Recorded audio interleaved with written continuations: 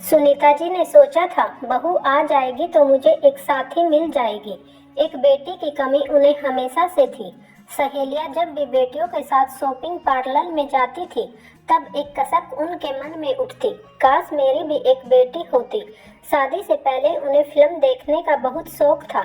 सहेलियों के साथ कॉलेज बंक मार के और चचेरे ममेरे भाई बहनों के साथ खूब फिल्में देखती थी। पर शादी के बाद सास के डर से फिल्म का नाम भी न ले पाई। ऊपर से नीरस पति जिसे सिर्फ काम और पैसे कमाने से मतलब था। जब सास नहीं रही तब घर की जिम्मेदारियों ने घेर लिया।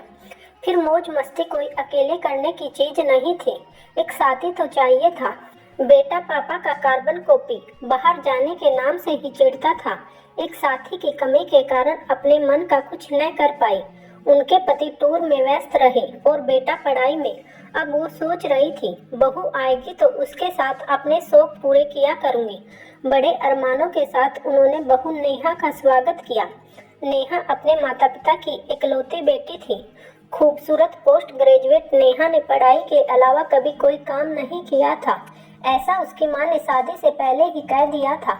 सुनीता जी ने भी कहा, अरे भाई शादी से पहले कौन सी लड़की घर के कामों में निपुण होती है।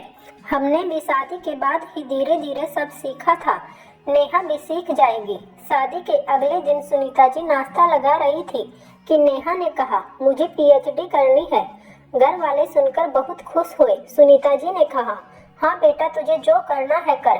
कहीं ना कहीं खुद शादी के बाद कुछ न करने की कसक उनके मन में थी, इसलिए बहू पढ़ाई करेगी सुनकर खुश हो गई। मन ही मन निश्चय किया, उसको घर के कामों के लिए नहीं बोलूंगी। 2 दिन में ही घर लाइब्रेरी बन गया। नेहा सारा दिन अपने रूम में बैठकर पढ़ाई करती। शाम को राहुल के आते ही उनके घूमने का प्रोग्राम बन जाता। अक्सर वो बाहर से खा कर आते, घर का बनाया खाना फेंका जाता। एक दिन सुनीता जी ने राहुल को टोका, बेटा रोज खाना फेंका जाता है, बाहर खाना हो तो बता दिया करो। राहुल के कुछ कहने से पहले ही नेहा ने कहा, आप क्यों बनाती हैं हमारा खाना, हमने कहा है क्या। कहकर नेहा पैर पटकते हुए अपने रूम में चली गई। राहुल चुपचाप नेहा के पीछे अपने कमरे में चला गया। सुनीता जी को बड़ा धक्का लगा। पत्नी को जब सारे रास्ते बंद दिखते हैं तो वो पति की शरण में जाती है। सुनीता जी ने भी अपने पति से बात की तो उन्होंने कहा, क्या सुनीता, तुम्हारा नेचर ही ऐसा है। पहले माँ के साथ झिकझिक होती थी, अब बहू के साथ करती हो। न तो पहले मैं माँ और तुम्हारे बीच आया था और न अब तुम्हारे और बहू के बीच आऊंगा। तुम दोनों की बात तुम दोनों ही निपटाओ। सुनीता जी अपने आप को कोसने लगी, हे राम, मैंने इनको बताया ही क्यों, बेकार में इतना सुनने को मिल गया। जब इस आदमी ने 30 साल पहले मेरे सम्मान के लिए कुछ नहीं कहा तो अब क्या बोलेगा। बेटे का रंग तो देख ही चुकी थी, उससे तो कोई उम्मीद ही नहीं थी। अब सुनीता जी ने बहू को कुछ कहना बोलना छोड़ दिया। नेहा ने नेट का एग्जाम क्वालिफाई कर लिया, अब तो वो और भी व्यस्त हो गई थी। लंच में खाना बनते ही वो अपनी प्लेट लगाकर अपने रूम में चली जाती। रात को तो ज्यादातर बेटा बहू बाहर से ही खा कर लौटते। जिस दिन घर में खाने का मन होता बेटा कहता, माँ हमारे लिए भी खाना बना लेना। खाना बन जाता तो बेटा अपनी और पत्नी की प्लेट लगाकर कहता, माँ नेहा को बहुत काम है, बाहर नहीं आ पाएगी खाने। सुनीता जी बहुत दुखी थी, वो खुद को असहाय महसूस कर रही थी। पति ज्यादातर बाहर रहते थे, घर में बेटा बहू होकर भी न होने के बराबर थे। इधर नेहा की पीएचडी पूरी होने को थी और सुनीता जी के पति की रिटायरमेंट हो गई।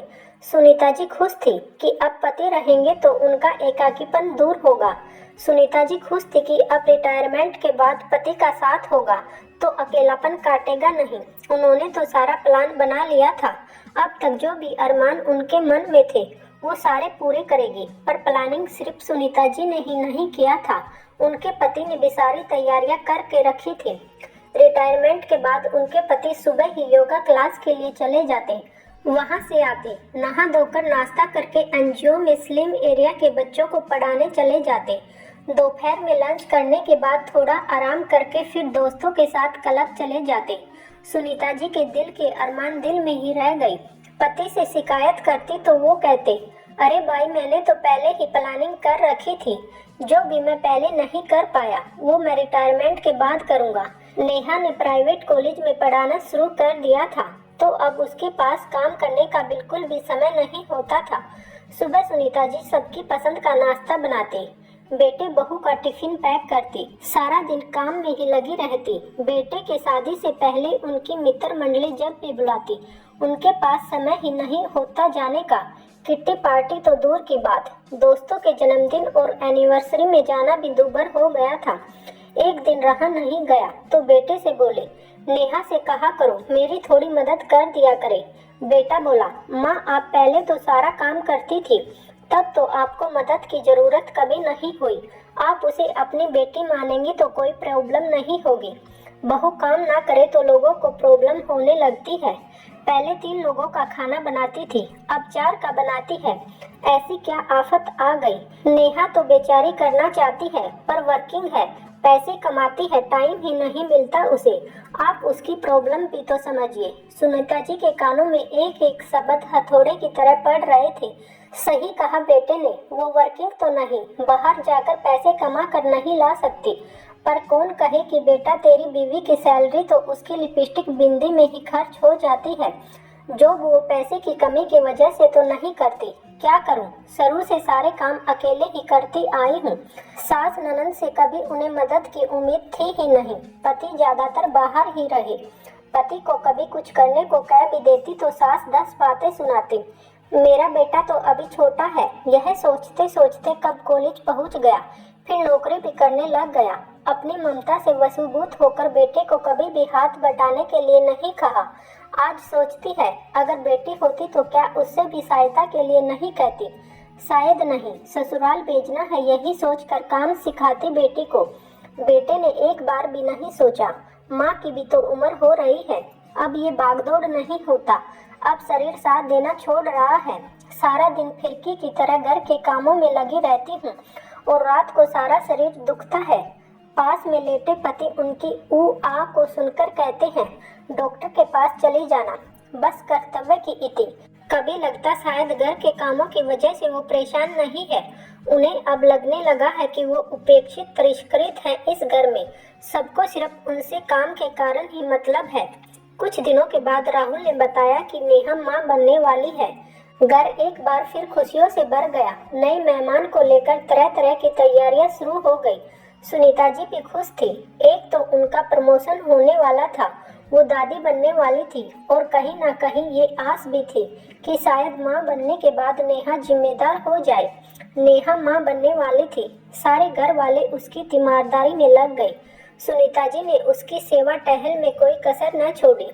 मन में अपनी गर्भावस्था के दिन याद आ जाते, कैसे 9 महीने सास ननद ने काम करवाया था।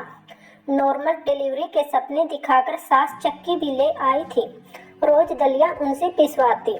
सिलबट्टे का इस्तेमाल तो पहले से ही किया जाता था। 5वें महीने के बाद कितनी तकलीफ होती है, पर कोई कहाँ उसकी सुनने वाला था। काम वाली छुटवा दी गई। झाड़ू पोछा करने से डिलीवरी के समय दर्द कम होगा, वो अलग बात है कि फिर जब तक सास जीवित रही सफाई का काम उन्हीं को करना पड़ा। जो भी हो, इतना काम करने पर भी बच्चे ने नाड़ गले में फंसा ली थी, इसलिए ऑपरेशन करवाना पड़ा। गर्भावस्था में एक नारी शायद सबसे ज्यादा पति और परिवार वालों की प्रेम और देखभाल की आकांक्षी रहती है, वो भी उन्हें नहीं मिला। 2 बच्चों से चहता घर कितना अच्छा लगता है, पर पहले गर्भ के अनुभव इतने कटु रहे कि दोबारा उन्होंने हिम्मत ही नहीं की। नेहा चाहे कुछ भी करे, वो नेहा के गर्भावस्था को उसके सुखद अनुभव में रखना चाहती थी।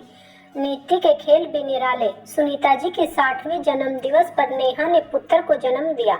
अब सुनीता जी के काम और बढ़ गए। रात को बच्चा रोता तब भी बेटा उन्हीं को बुला लाता। हमेशा बहाना ये कि नेहा को संभालना नहीं आता। तेल मालिश से लेकर बच्चे को नहलाना खिलाना सब उनके जिम्मे। नेहा अक्सर सबके सामने कहती, पोते का हक बनता है और दादी का फर्ज होता है पोते की देखभाल करना। राहुल और उसके पापा हाँ में हाँ मिलाते। बच्चे का प्रथम सालगिरह बहुत धूमधाम से आयोजित करने का फैसला लिया गया। सारे रिश्तेदारों को बुलावा भेजा गया। सुनीता जी की छोटी बहन अनीता कनाडा में 1 महीने पहले ही आ गई थी। अनीता ने घर का सारा हाल देखा। दीदी ये क्या आप सारा दिन काम करती रहती हो, नेहा को थोड़ी तो आपकी मदद करनी चाहिए। आखिर अब उसकी शादी को 5 साल हो गए, बच्चा हो गया उसे भी तो जिम्मेदारी लेनी चाहिए। मौका लगते ही अनीता ने पूछा। सुनीता जी नहीं चाहती थी कि घर की बात बाहर फैले, तो उन्होंने कहा वो बेचारी कर नहीं पाती, उसे नहीं आता, पर कोशिश तो करनी चाहिए। वो तो कोशिश भी नहीं करती। आप जब तक करती रहेंगी वो ऐसा ही करेगी। आप जिम्मेदारियां दीजिए उसे, अनीता ने कहा।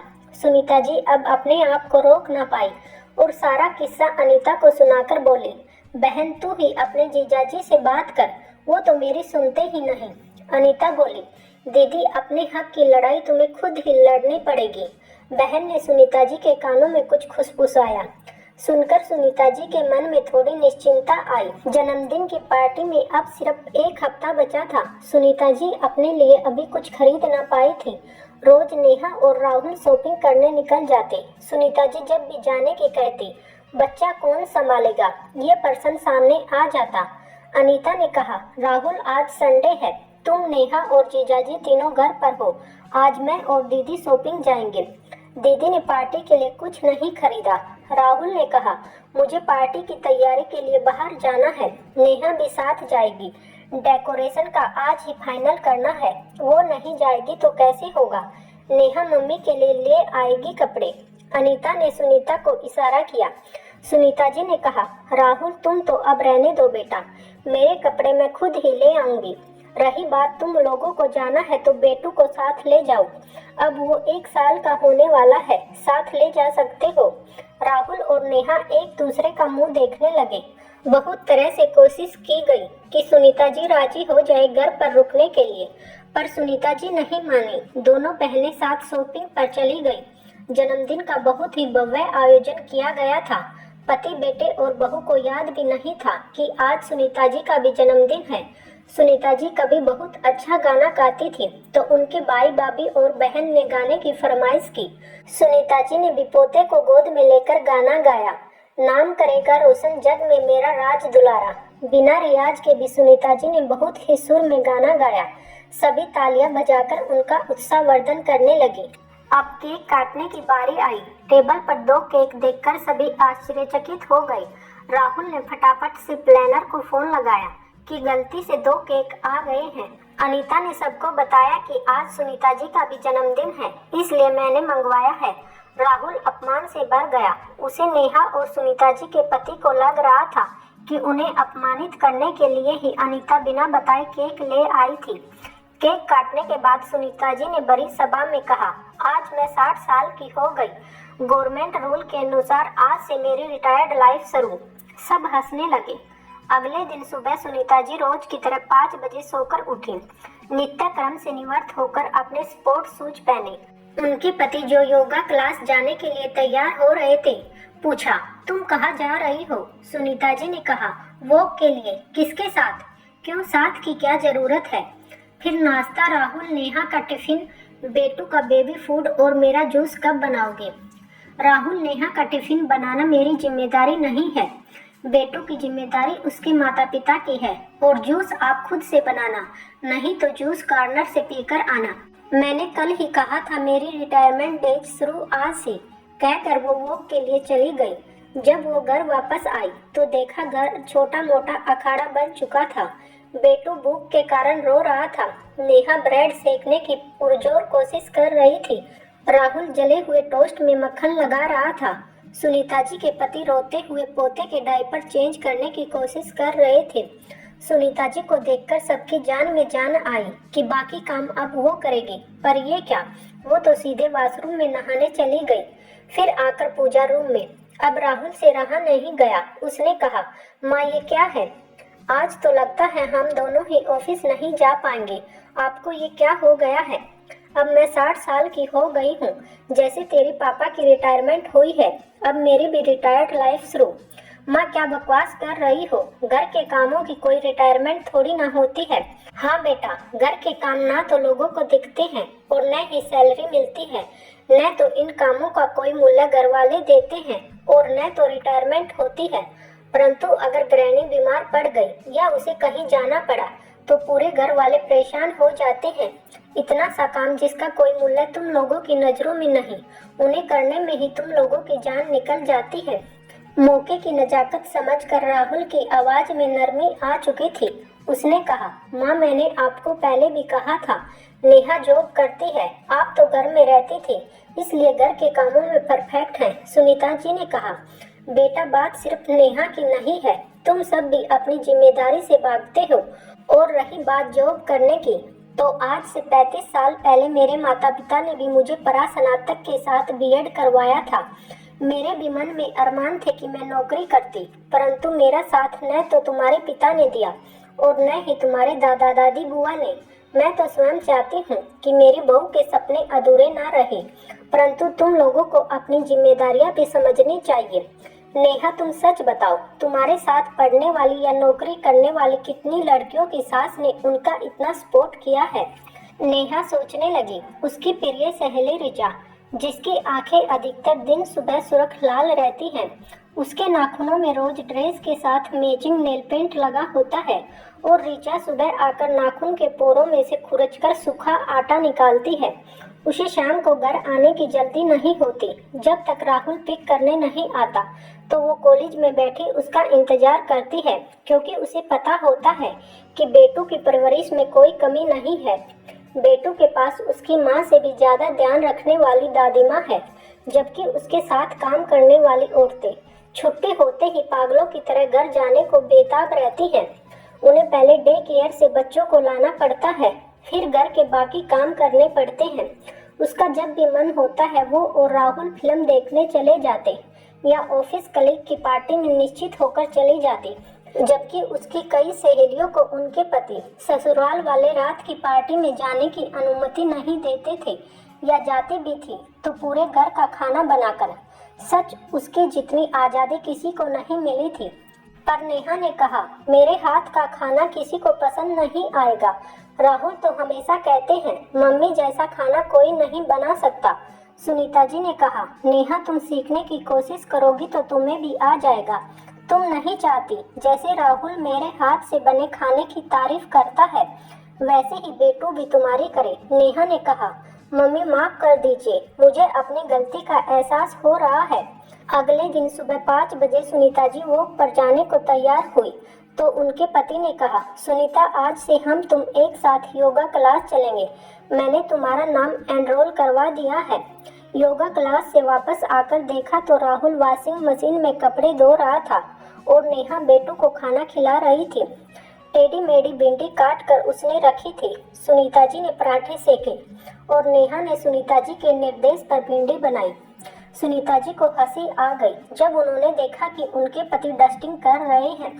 आड़े टेढ़े ही सही, सब अपनी तरफ से कोशिश कर रहे थे काम करने की। सुनीता जी को कभी लगता इनको बोलने से अच्छा है मैं खुद ही कर लूं, पर अनीता ने कहा, दीदी करने दो इन्हें, काम करते करते ही आएगा। अब सब साथ काम करते, साथ घूमने जाते। अनीता का उपाय काम आया। सुनीता ने अपनी बहन का शुक्रिया अदा किया। अनीता ने कहा, घर के काम घर में रहने वाले हर सदस्य की जिम्मेदारी होती है, उसे किसी एक सदस्य पर नहीं डालना चाहिए। बच्चों के प्रेम में हम उनसे कोई काम नहीं करवाते और यही आदत उनके बड़े होने के बाद भी नहीं बदलती। पति यदि घर के कामों में पत्नी की सहायता करे तो इससे उसकी इज्जत कम नहीं होती। सास को भी समझना होगा कि बहू अकेली पर घर के कामों का भार न डाला जाए। उसी प्रकार बहू को भी समझना चाहिए कि अगर सास सहायता कर रही है तो उसका अतिरिक्त फायदा न उठाया जाए। एकल परिवारों की संख्या बढ़ने का एक महत्वपूर्ण कारण ये भी है। बिल्कुल सही कहा अनीता, सुनीता जी ने कहा। दोस्तों, अगर कहानी पसंद आई हो तो प्लीज़ वीडियो को लाइक और शेयर जरूर कीजिएगा। धन्यवाद।